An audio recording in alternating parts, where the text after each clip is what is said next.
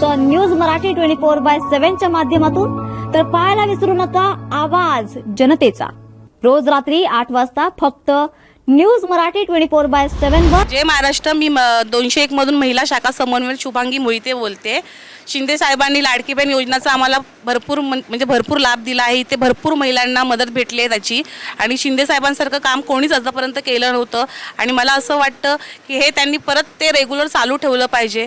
अजून पण आमच्याकडे अशा 65च्या वरती बायका आहेत, त्यांच्या आम्हाला अजून ज्येष्ठ नागरिकाचे पण आम्हाला फॉर्म भरायचे आहेत। आम्ही शाखेतून भरपूर अशी कामं करतोय, माझ्या महिला पण करत आहेत।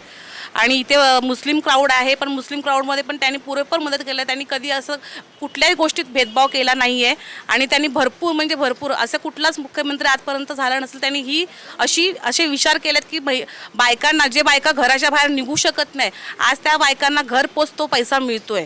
आज खरंच त्या मनापासून त्यांचा आभार मानतात शिंदे साहेबांचं की त्यांनी आमच्यासाठी एवढा विचार केला।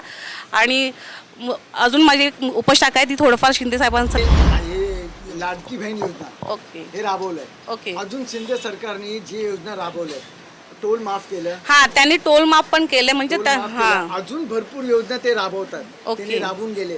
त्याच्याबद्दल सरकारला काही फायदा होईल का तोटा होईल? नाही, शिंदे साहेबांमुळे आम्हाला फक्त फायदा आणि फायदाच झालाय, तोटा कुठेच झाला नाही। मी तेच सांगते ना, आजपर्यंत कोणी असा विचार केला नसेल, ते शिंदे साहेबांनी केलं। आणि आम्हाला असं वाटतं की ह्याच्या पुढे शिंदे साहेबांनी बायकांसाठी असा विचार करावा। मी तर बोलते, ज्या बायका घराच्या बाहेर निघू शकत नाही त्यांच्यासाठी घरपोच असं काहीतरी कामं भेटावी की त्यांनी घरी बसून ते कामं करावी, त्यांना रोजगार मिळावं। पैसे बघा जो आपण देऊ ठीक आहे, पण त्यांना असं काहीतरी करावं की त्यांना घर बसल्या कामं भेटावी आणि त्यांचा तो रोजगार सुरू व्हावा। महिलांसाठी ते स्वरोजगार त्यांनी एक योजना ते चालू केले आहे, ते महिला बचत गटामार्फत ते देत आहेत। ओके, ती योजनाबद्दल आपल्याला माहिती आहे का? हो, माझा स्वतःचा एक बचत गट आहे आणि मी अजून 3 बचत गट तयार करणार आहे। म्हणजे मी बचत गट तयार करणार आहे आणि त्या बचत गटातर्फे मी महिलांसाठी काहीतरी कामं अशी मी चाललंय, माझा प्रयत्न चाललाय। कसं मला बॅक सपोर्ट नाहीये, पण मी करते प्रयत्न। अनिल चव्हाण नाव आहे। आपण शिवडीत किती वर्षापासून राहता? मी शिवडीला जन्मापासून आहे। हे आता जे लाडकी बहीण योजनेबद्दल तुम्हाला माहिती आहे का? माहिती आहे। कशी काय योजना वाटली? चांगली आहे। आमच्या सरकारने जे सुरुवात केली महिलांना पर महा 1,500 रुपये प्रमाणे, काही लोकांच्या खात्यात आता पैसेही आले। योजना चांगली झाली, चांगली सक्सेस ठरली आहे। पर हे टोल माफ केलं सरकारने, ह्याच्याबद्दल माहिती ते लय मोठं काम केलं आहे आमच्या सरकारने।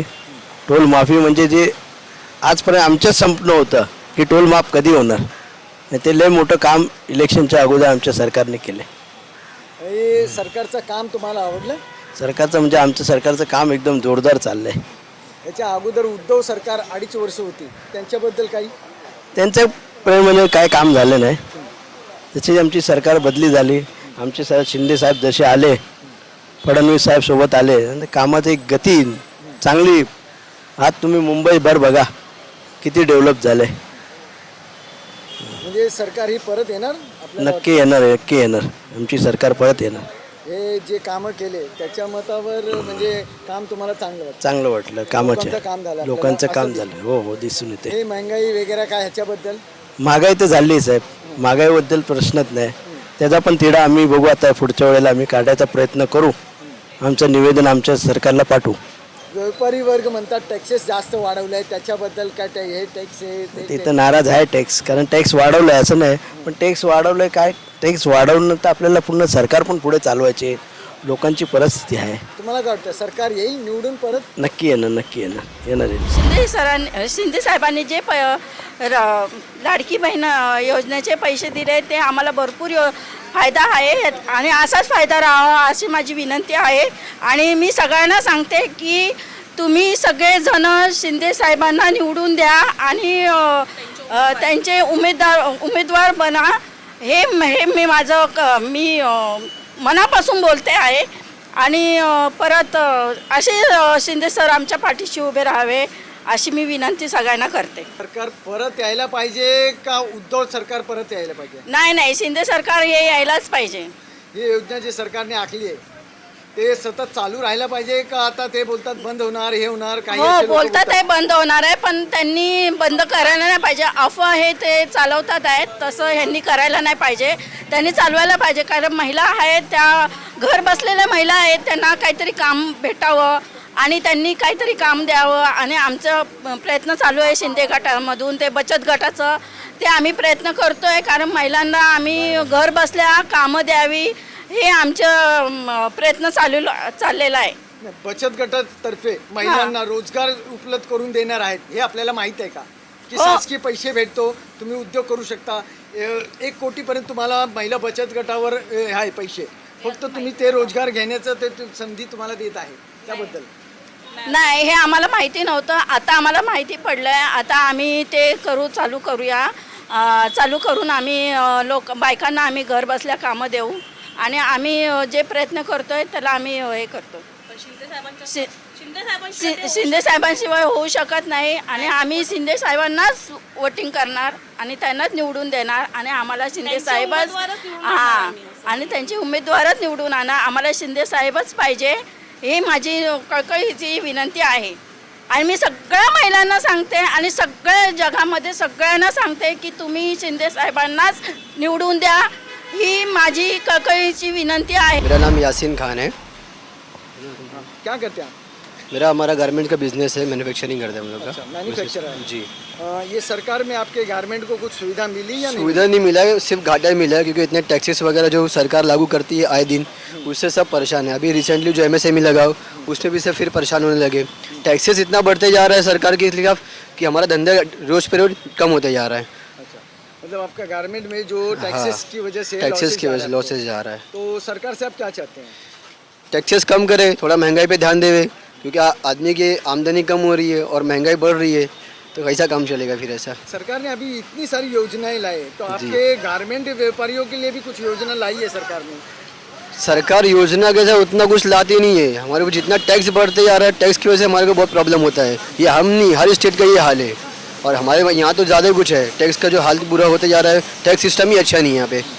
तो आपकी नज़र में सरकार कैसी है? सरकार का काम तो जो ठीक है लेकिन बहुत ज़्यादा भी इतना अच्छा नहीं है. काम तो करती है लेकिन काम करने का प्रॉपर तरीका नहीं सरकार का. इससे पहले जो सरकार थी जी वो कैसे थी आप उसके उस सरकार में ठीक था, अपने को सुकून था सरकार में. मतलब वहाँ वो टाइम पे उद्धव सरकार के बिल्कुल. टाइम में बहुत अच्छा था सुकून था. सब सुकून था सब अच्छा हो रहा था बिल्कुल टैक्सेस वगैरह नहीं थे उसमें. ठीक था टैक्सेस भी लेकिन इनका जो सिस्टम है जो आए दिन जो टैक्स बढ़ते जाता है नया नया टैक्स लगते जाता है हमारा CA तक खुद कंफ्यूज हो जाता है. अच्छा इनके ऐसा कि CA तक कंफ्यूज हो जाता है कि इतने टैक्स जो इन्हें लगा रहे हैं और यूथ के ऊपर कोई ध्यान नहीं है सरकार का. यूथ के लिए तो कुछ है ही नहीं.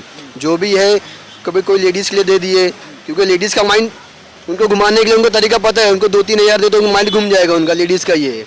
मतलब आपका कहना है यूथ के लिए भी कुछ सोचना यूथ के लिए बिल्कुल सोचना चाहिए.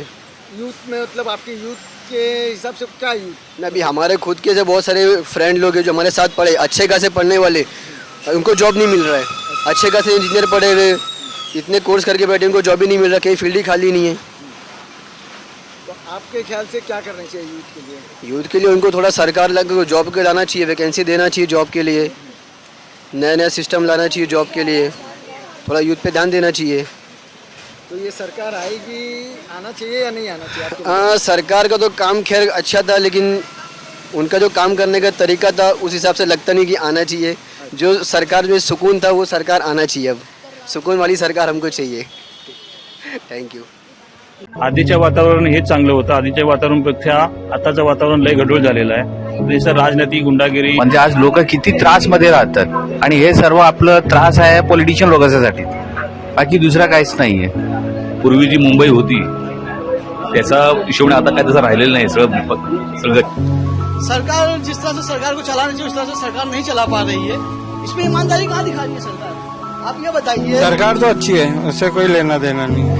हाँ तर न्यूज मराठी 24/7 च्या माध्यमातून तर पाहायला विसरू नका आवाज जनतेचा. रोज रात्री 8 वाजता फक्त न्यूज मराठी 24/7